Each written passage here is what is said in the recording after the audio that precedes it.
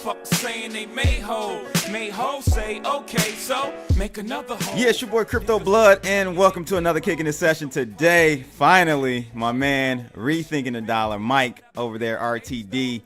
He's actually in my city, so we got a 313 D-Town connection going on today. What's going on, Mike, man? How are you today?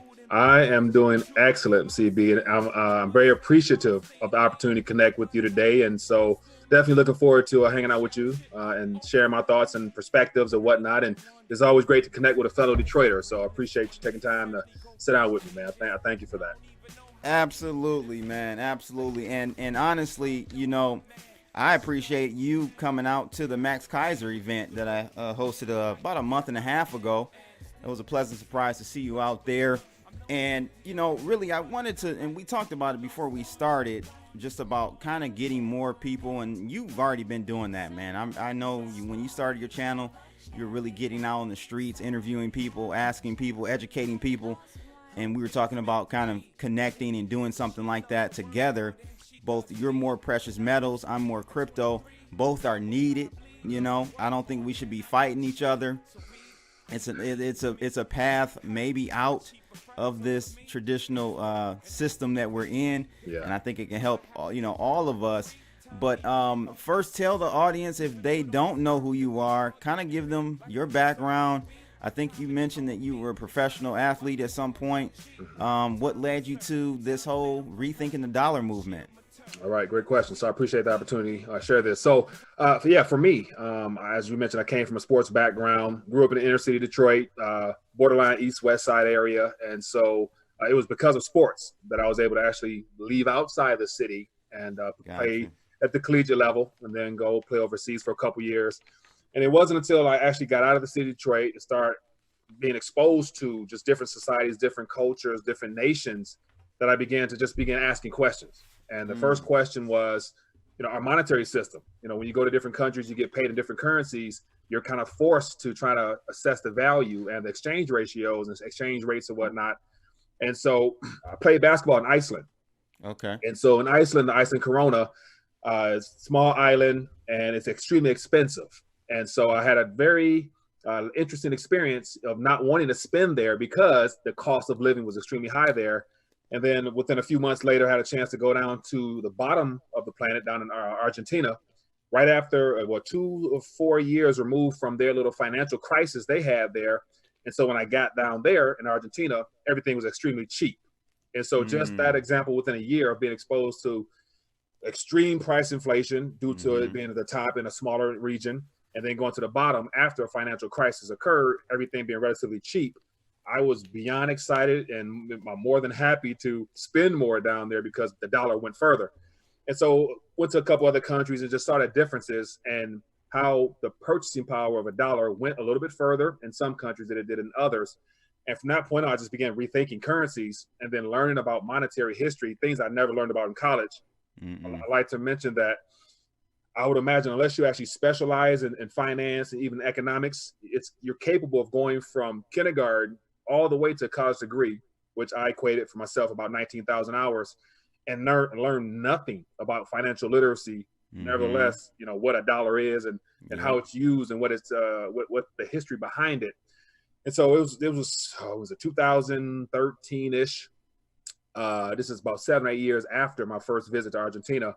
I went back to Argentina, and because I still have friends and whatnot down there, and went down there to do some community service work. And the exchange ratio of the dollar at that time when I went, I think it was 8-1 or a little bit above 8-1.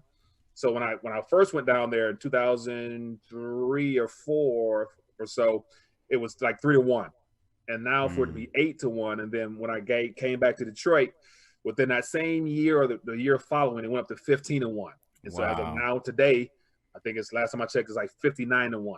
So I've witnessed firsthand the implosion of a monetary system, and it's nothing new down there. So they're used to it. So I have all kinds of stories I can share about activity down there, but began asking questions and then really became somewhat of a skeptic of everything I was taught, to where I figured I had to go learn for myself. And So that led me to Rethinking the Dollar, and ever since then, I've been trying to interview people and just get a better understanding of how the financial game works. You've had some heavy hitters on your channel, man. Like that's amazing. You're doing a lot, and you know, I was in Chicago over the weekend at Bitcoin Zay meetup, Bitcoin in Black America, and you know, he has a excellent angle that he's going at, right? Because blacks, as a black person, you know, economic or monetary knowledge is even worse than just America in general. Like our knowledge of money, how it works and all that. So I'm you know, always looking to support that type of movement. But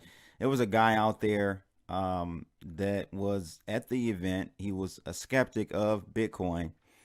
He was a programmer, so he was kind of not, I want to say attacking it, but you know, posing questions from more of a technical standpoint, which was good. I'm always into hearing other people's opinion and hearing the other side, because that helps you grow. If I can answer questions and rebuttal questions, that helps me grow, and possibly I can learn something from that person. You know what I'm saying? That's always a possibility there.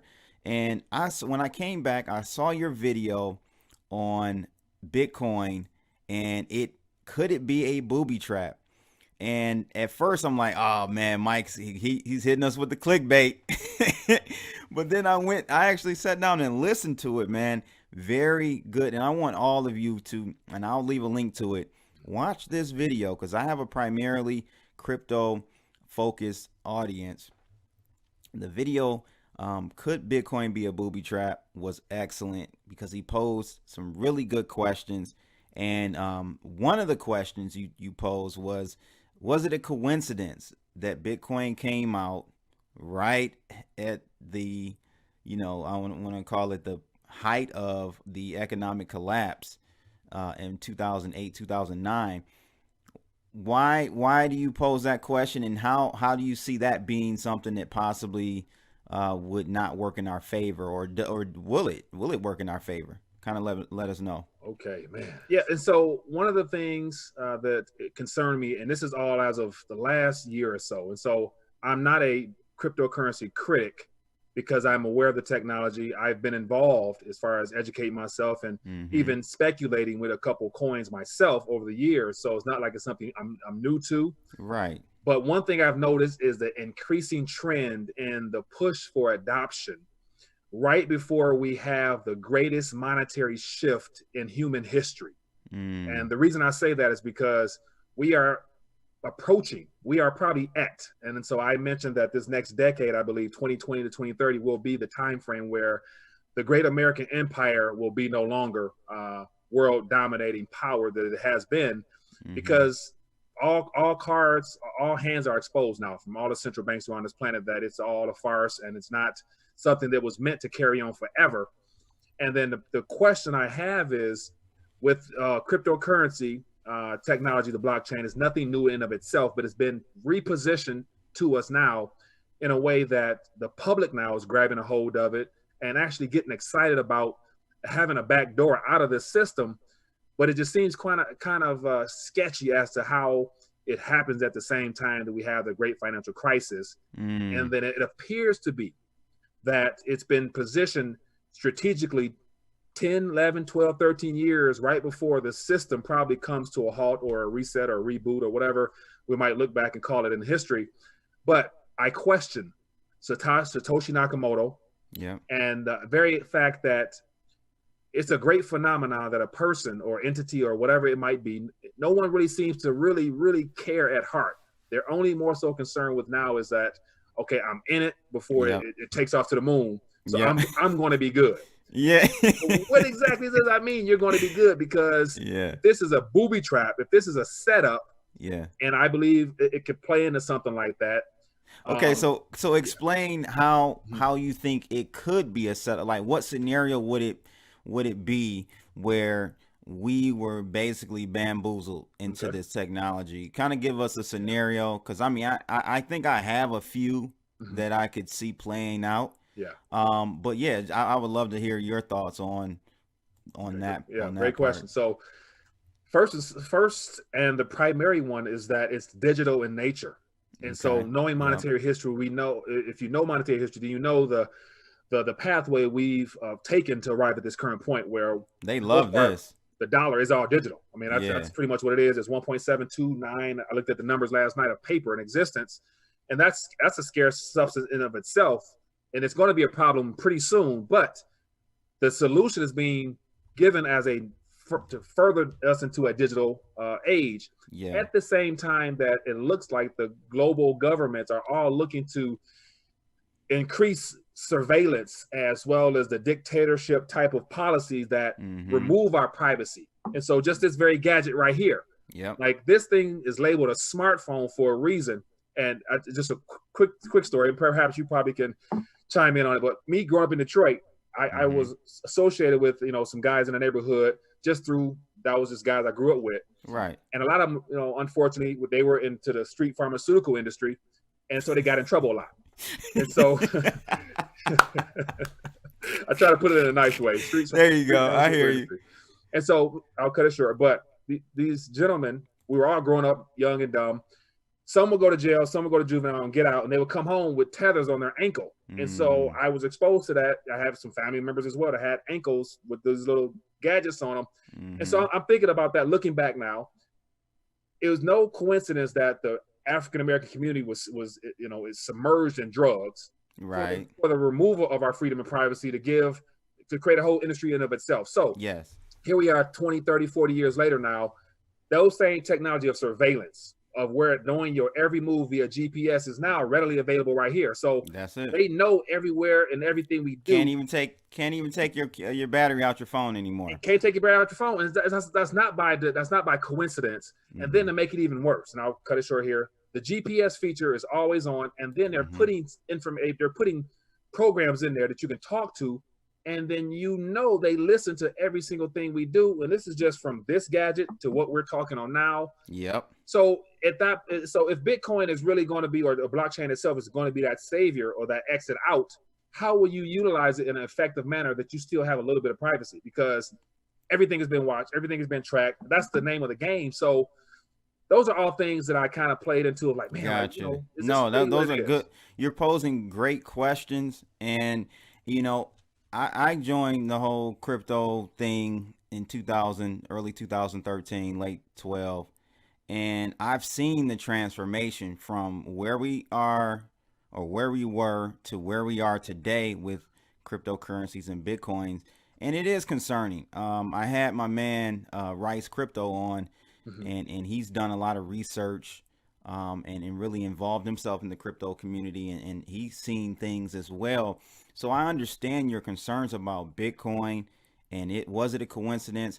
Here's my thing. I think it was definitely planned strategically to come out right during the economic crisis, the what do we want to call it, the Great Recession that we just had. It definitely was not a coincidence. That was planned, man. I don't know for what reason, but it was definitely planned, possibly for a kind of a blow off valve type of scenario, where an escape route from traditional assets that we have, because they're all intertwined now. The bond markets are correlating with the equity markets, and the house, everything is intertwined because of this easy money system that the Federal Reserve has created on for us. So there is nowhere to go if this thing collapse. Right. Other than possibly precious metals, but I think you need to have physical delivery of those precious metals if you're going to have gold and silver. I don't know what your thoughts is on that, but I think that this Bitcoin thing is definitely strategically positioned right now for us. But I know you mentioned it being a trap for us in that sense as well. I don't know, man, because it is open source. Everybody can see the code. That's the thing about that. I always kind of do push back when people say Bitcoin is possibly a booby trap, but it's open source. I can see the code. I know there's no real nefarious code in there at all. It's solid. It's been running for quite some time, over a decade now. So I don't think that it's necessarily a trap in that nature, but it could become a trap. Like, just I put it to you this way: like Satoshi Nakamoto created this thing 10 years, 11 years ago, and he didn't know how it would evolve and what it would evolve into, right? It could turn into a monster. Right. And I see that possibly happening. But the great thing is it is open source, and it gives us the ability to fork and pivot and move in a different direction if we can get consensus. But my concern is, Mike, most of the people in this game today are still ignorant to the very mechanisms and weapons that they use in the traditional system. So it's like, if they don't learn from that, then they're not going to see the signs to, say, no, this is not right in this new paradigm with cryptocurrencies. So I know I was long-winded with that, but go ahead. Can I comment on that? Because yeah. Here's some things that is worth just throwing out there. And as I mentioned, I'm not a critic. I'm not a hater. I speculate in it, but I question it. And so I think that's what as you should. And so just think about this. We have Satoshi Nakamoto, an anonymous character, entity, or whatever, and the primary benefit of the blockchain, i.e. Bitcoin, being introduced at the time that it was introduced a decade ago, is because of the whole Byzantine general problem. And so the double spend issue. So here's some things worth thinking about. If Satoshi Nakamoto is a coder and the program, whoever that entity is so good at code, how long have they been sitting on that formula to come up with that code? And then is the Byzantine problem that was solved, how come that entity couldn't also build into it automatically privacy? Okay, let's talk. I wanted to talk about that part. Good question. Good question. One second. Because if it was intended to be a libertarian type or let's free the people movement, then why wouldn't you automatically roll something out that people can grab a hold of from the grassroots, even though government will reject it? And that's why I question, because government is not rejecting it. They're not condoning it. They're hush about it. That is the key. Okay, so that was one thing I wanted to talk about from your video, was that, me seeing how Bitcoin has changed over the years and how governments react to it, how Wall Street has, changed their tone or tune. I've seen that. I've seen those waves and changes, ebb and flows with this whole consciousness about Bitcoin in public opinion. What concerned me was Libra. And why Libra concerned me is because the governments went after Libra the way I thought they would go after Bitcoin, if that makes sense. So that made me rethink, because initially, before Libra was even thought of years and years ago, I always would sit and just think about, like, what will the governments do when Bitcoin becomes more popular? Because I knew it was going to. I'm like, how will they approach it? How will they decide to deal with it? Because it is a direct threat to what they're attempting to do. It's more sound money than anything we have.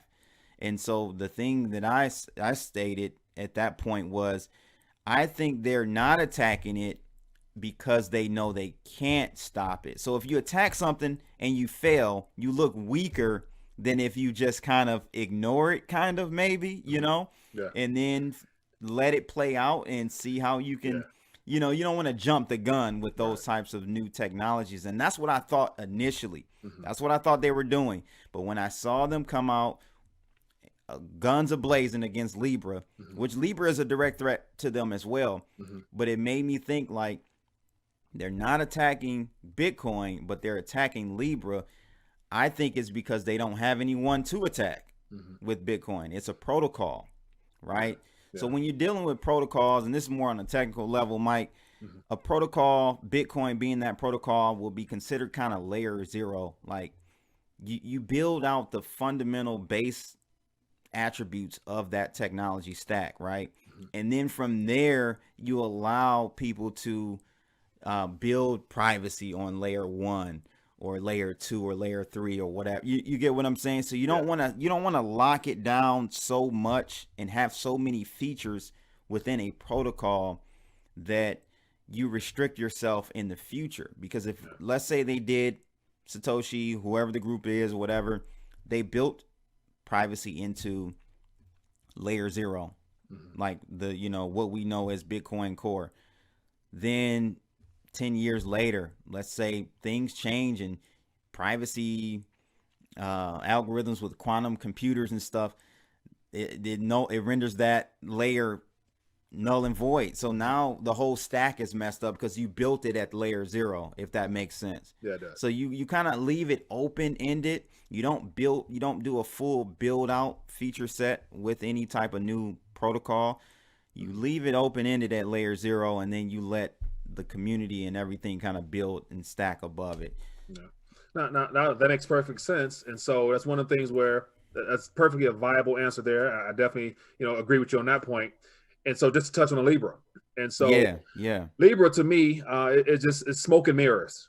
And so I don't find anything of coincidence at this point of the game, because it's the ninth inning. Like, things are really unfolding. So is it surprising that Libra or that Facebook came out with the concept of making a currency in their own platform that the world has access to? I don't think so.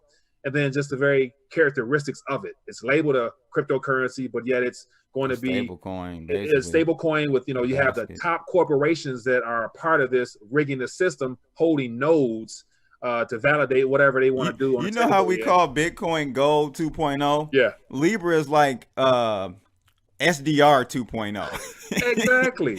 And they're using all the lingo of a free open source, code type of thing in a sense.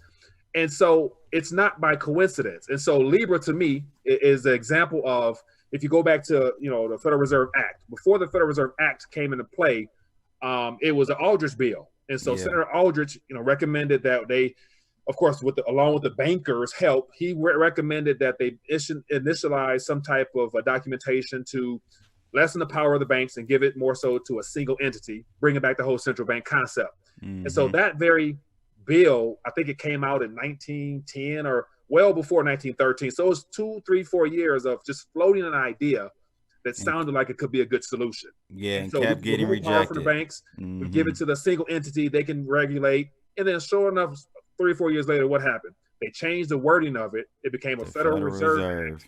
And look at us now. So Libra could come out as, it's the global stable, whatever. The government could say, you know what, give us this authority 2 or 3 years after it's up and running. And here we are now. They have the infrastructure. They have everybody's phone has a Facebook app with access to this coin. It seems like a nice rollover in 2 or 3 years when the dollar is problematic to me. So how do you? Yeah, that could be a possibility. But where I see some issue with that is that because the Libra is composed of 5 different currencies, it is a direct threat to the Federal Reserve monetary policy and system, because it now makes the demand for dollar 5 times less, or 1/5 of what it would be if we were to stay with the current fiat system that we run. So help me do you think the Federal Reserve is actually really with this, or do you think this is a direct threat to the Federal Reserve, and there is a whole nother collusion and group of individuals and corporations that are just trying to overtake the Federal Reserve? Yeah. How do you look at that? Great point. I think my initial gut feeling is that it's a collusion of central banks figuring out how to somehow, some way give the public a so-called viable option, freedom, by allowing the whole open source aspect to roam and pick up momentum, introducing the concept to the public, while on the other end, through corporations and the banking sector, they themselves put together a package deal amongst themselves, because ultimately, this is not to be conspiratorial, but I believe that at the end of all this, we're being set up for like a one world, one tier type of society, governmentally as well as monetary wise. And so now we're at the point where central banks as themselves are crumbling, but they're all interconnected, but they're crumbling. So the next option for them would be to join forces together and try to provide a single source or narrow the choices down of options for international global trade, especially for the citizens. So I can see this easily being a Mark Carney, Jackson Hole recommendation that he's probably slipped a little earlier when he mentioned about getting rid of the petrodollar. Yeah. And so I think he probably slipped the tongue a little sooner because the media ran with it. They did. Now, I think it was 2 days ago, I saw an article about Mark Carney saying, let's work with them. Let's set up some regulation and restrictions around it to cooperate. So, yeah, the central banks, they want power, but yet So, they need okay, so why not go the SDR route? IMF, SDR route. That would have been my thought. Like, that's the most obvious route that they would go, you know? It's not too late. I mean, they can easily, somehow, some way, and this is all just me speculating and just throwing out ideas, but you'll never know what's far-fetched and what's crazy until we get to that point. But with the SDR rights in general, it was a pre-planned rollover for this time. Perhaps the whole Byzantine aspect wasn't solved then. And so once they solved it, they said, hey, we got an open source blockchain that now people are getting a whiff of it. They're getting excited. We're going to let it run up to $20,000 on December 17th, 2017, get them geeked. And then by that time, we're going to have the banks issuing stable coins, and then they'll be excited. And then we're going to roll everyone's pensions and everything over into it. And then we'll link it into the basket that we'll put under the SDR control, and we'll even digitize SDR rights. And so, you know, that type of thing is all possible. So you're saying you think the Facebook may end up morphing into like a compromise, like the government will say, okay, we'll compromise with you. We'll let you do Libra, but it has to be under the IMF guidance or control, partnership. Yeah. Because Facebook is too big of a behemoth to not be monitored and watched over. And it's all software. So if Facebook is just a web browser and an app on our phones, it's in everybody's possession. You see Mark Zuckerberg trying to get internet to Africa and all the nations that are not on board yet. And so why that's not really philanthropically doing so. He needs to do that because there's money to be made in those. 100%. yeah, that's insane, man. So that's a good approach. I'm gonna be honest with you, I never thought about Libra, IMF kind of, you know, combining there. That's a good theory there. I think that may have some weight for sure. No. I want to come back really quickly to the Bitcoin topic though, in regards to privacy. Initially, when this coin came out, man, it was anonymous. Okay, it's becoming pseudo-anonymous now, or damn near no privacy because of how things have evolved in the last 10 years. Back then, there were no exchanges that ask you anything, you know, other than your email address. Right. So that's going to pick up. Yes. That movement of needing to know who's involved in this industry will pick up. And then so we're now at the point that the government has closed off all of those ramps. Now they KYC at every crypto exchange in America for sure, globally just about all of them as well. They're cracking down, man. AML, KYC.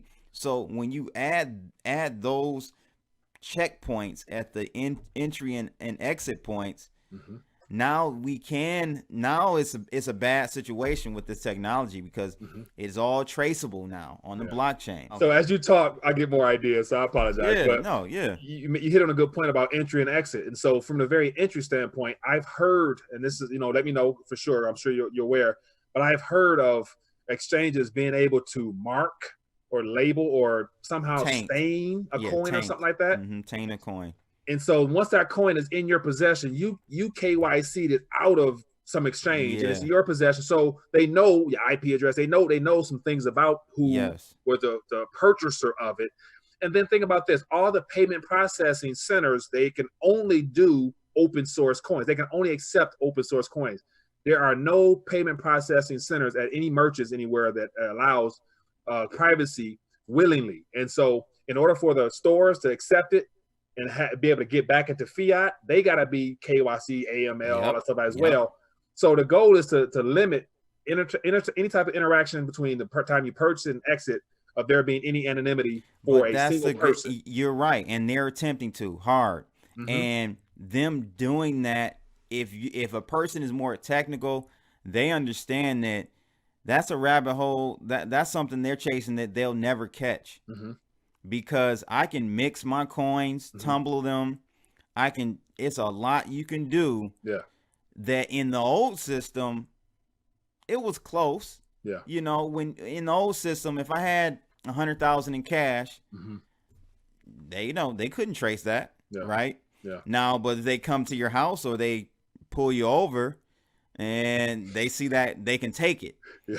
The difference now is there's no visible bag of $100,000 for them to take this go around. So I think there still is some hope there for us in that regard to some privacy, because you still can, but people have to be educated. And this is what I mean, Mike. Like, people are so concerned, and you said this, they're so concerned about the price and getting their Lambo and going to the moon that they're not even focused on the true technology of Bitcoin, of many of these privacy coins that you can leverage to keep your freedom, to keep your privacy. And so I think it's just important that people start to understand all of that in this new paradigm. Yeah. Here's something worth thinking about as well. Because not everybody, the newbies, it's more so the people who have been hollering for a while, people who got in at the ground level, they've already been able to position themselves entrepreneurial wise to where they can invest and do some things and live a comfortable life at this current point. But those that are getting in now, especially as institutions make it easier for pension funds and hedge funds and all those type of products and asset services to get involved, the people who are at this current moment, they'll reap some of the benefits. And so that's why I mentioned that, no doubt cryptocurrency in general, there'll probably be a lot of projects that offer valid use case scenarios that will go up. So that's no doubt. But then again, it's going to be when it's time to utilize those and get out. How easy will it be to go, say, purchase whatever it is you're waiting to purchase one day, whether it be the Lambo or a house or however you choose to get out? How easy will it be to then liquidate some of those cryptocurrencies? Not going to be easy, because you're not going to want paper. You're not going to want paper. You're not going to want more digital of the old system. So, so those are all things worth thinking about that I think, we should all become somewhat skeptical of the entry and exit point, and then a long-term aspect. Yeah, the exit point, man, is a problem. So if you make $1 million or $2 million or whatever, man, once you hit that fiat, it's on. They're after you. IRS is they're knocking at your door. Yeah. So that is something that people need to really consider. There is no, and even if someone is doing a asset for Bitcoin transaction, at some point they're probably going to need to do something with that Bitcoin as well. So it's always that issue, and I don't see fiat currencies ever going away. I just see them reinventing it in new forms. Yeah. As long as the government is in control, they're going to have their money, man. That's their control. That literally is their control. Definitely. A great example of that, which you're mentioning, is what's going on in China now with their coin that they're trying to roll out by November 11th, I believe. Wow. And so they're attempting to remove the paper notes, the paper renminbi notes, and just give them a digital currency solely, and more of a blockchain cryptocurrency style approach on top of the 40 trillion or whatever so digital yuan currency in the system there. Yeah. So ultimately the goal, in my opinion, in this next decade is to find out ways to remove paper, because it's going to be hard to keep track of paper because I think eventually, just like in Argentina, for example, in Venezuela as well, the black market. And so cash will circulate heavily on the black market, which thwarts taxation and everything else.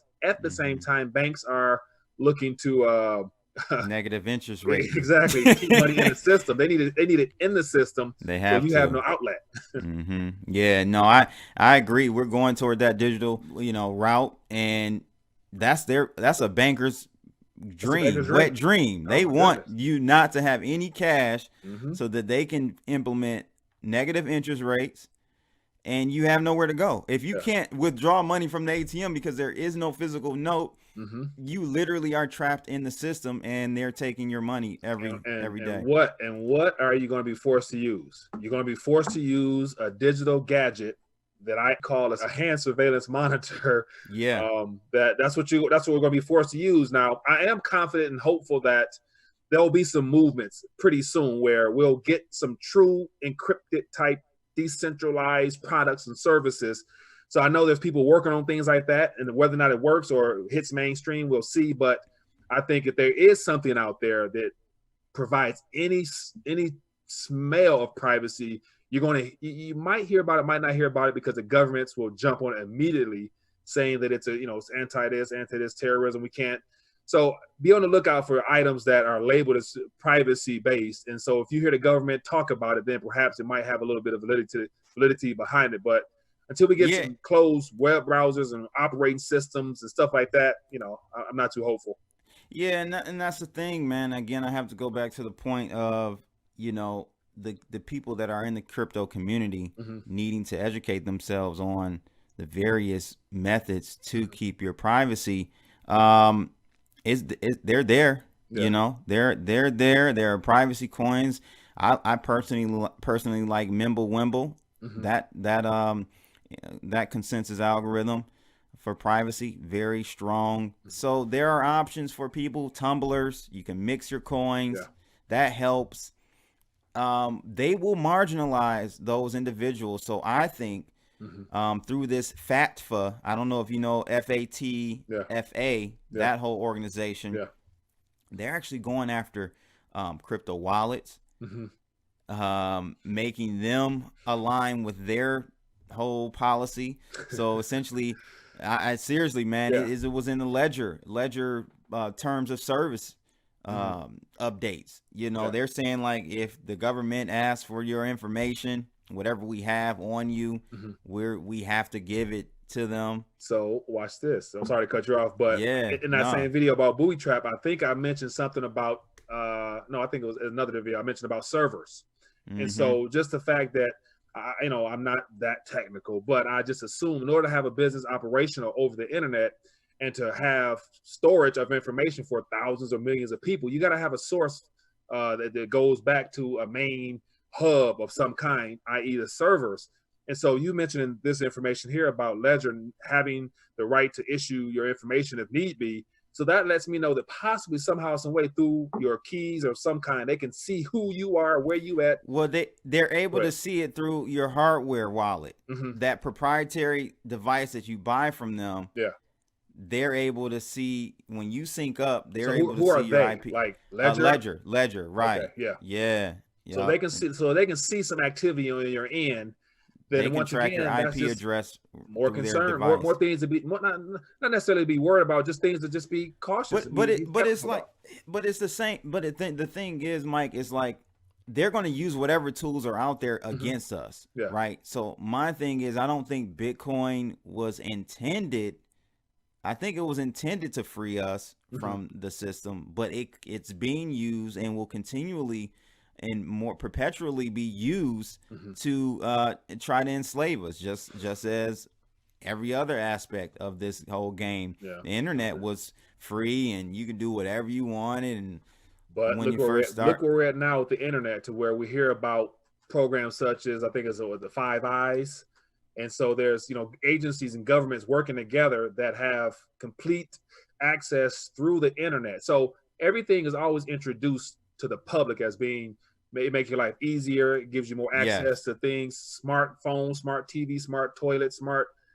I mean, what do you need so much? What do you need a smart home for? It makes you more dependent upon your gadgets and your products. All along, everything is bugged and chipped in a sense to where if you ever want to have smart gadgets, then that's basically saying you don't need to think, because everything you have can do it for you, which is not a part of freedom and liberty and having the opportunity to choose and having free will as to what you want to share and what you don't want to share. So we're unfortunately being directed down a very narrow pathway, I believe, that, once we go down there, and as I mentioned in the video, once we go digital, ain't no going back. So you're right. I think we might not want to rush into a decentralized private type of nature, because once we get there, One thing I do want to mention, that, this whole Byzantine fault tolerant issue, I think was a leap forward for us, though, in a way.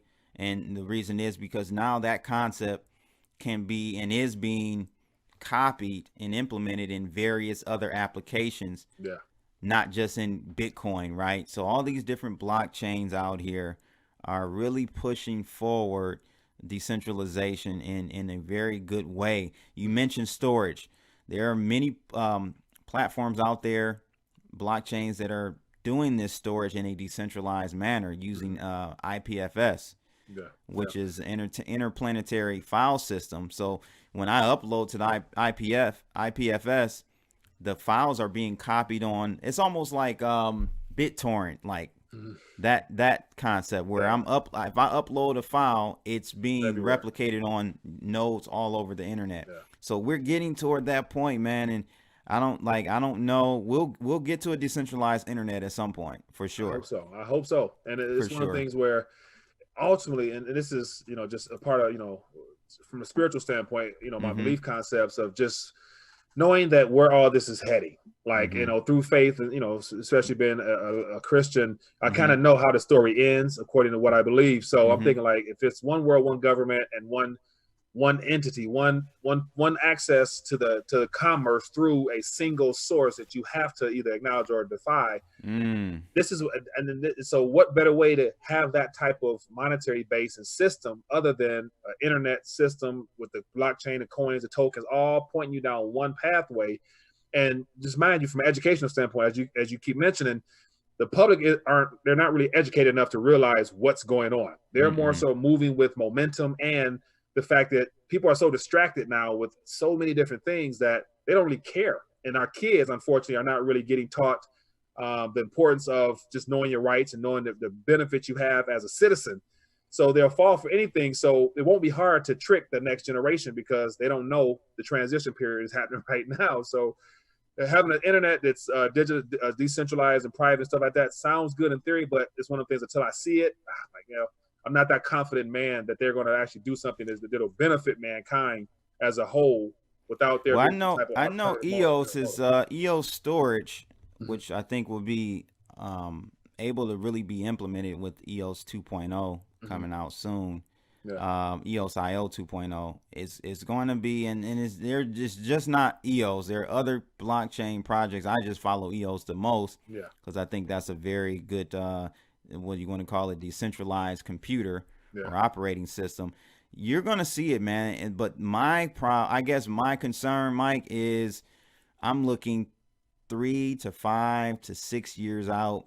Quantum computing, that takes it to a whole nother level. Yes, and that's a whole nother topic we could have a discussion about, because now with quantum computing, it's going to eliminate. So you think technology has eliminated jobs now? Wait till, and I don't know if you heard, Google just came out with their announcement that they've achieved quantum supremacy. I think it was, 54-bit qubits. Something qubits. Once they get 256 or whatever. I read up on that. And so one of the things where I believe that the jobs, employment in the next 10 years are going to be rebranded and reshifted to where I think, everyone's going to be forced to accept whatever the government proposes and hands out, as well as that's dangerous. We're going to become affiliatepreneurs, to where people will more than likely have to go out and actually produce for companies as opposed to go look for job security by sitting at a desk or cubicle. Getting benefits, healthcare, all that. You see the pensions. Well, we see that. Pension. I saw your documentary you put up about pensions. That's they were talking stuff, from 1970 something. I'm like, damn, they're talking about stuff that's happening now. That's crazy. I've been doing so much research on that stuff, man. It's spooky, man. It is, but the trend is happening now. You talk about that, Mike. You see WeWork, that whole movement to co-working spaces, and it's happening. It is happening. It is happening. It is, man. So what do you think the solution is? I mean, so much on the internet we talk about, and I see so much content about the problem. This is the problem. That's the problem. This is that. You know, the whole Peter Schiff, he just tells you, complains left, right, this was wrong, but he never gives a solution. Yeah. What do we do here, man? Like, where do we go from here, or Right. are we doomed? So I'm glad you asked that question, because it's one of the things where here's the biggest issue. We can't solve these level of problems with the same level of thinking, and that's True. You know, mankind, the evil side of mankind has really done itself in, because all of this is relatively the whole usury concept of excessive debt, enslaving people monetarily, depriving them of education, and just denying them the right to know their spiritual nature and self, removing Christianity or removing the Bible from school. I mean, all that stuff is designed. And so I believe personally, my personal opinion, and this is where I'm going with, my channel as well. Mm-hmm. You know, we know the problems. Now the solutions are what? It's simple.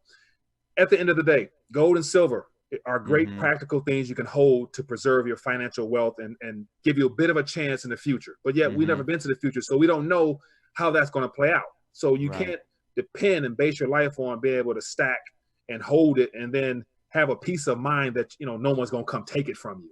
Right. And then with crypto, we've talked a lot about just the skeptical side of things, of how it's digital. You can't trust it because, once again, it's new. It's literally 10 years old, and we're already in too far ahead in the future talking about what's coming and not really appreciating what our greatest asset is. And I personally believe, and this is, once again, goes back to a spiritual nature.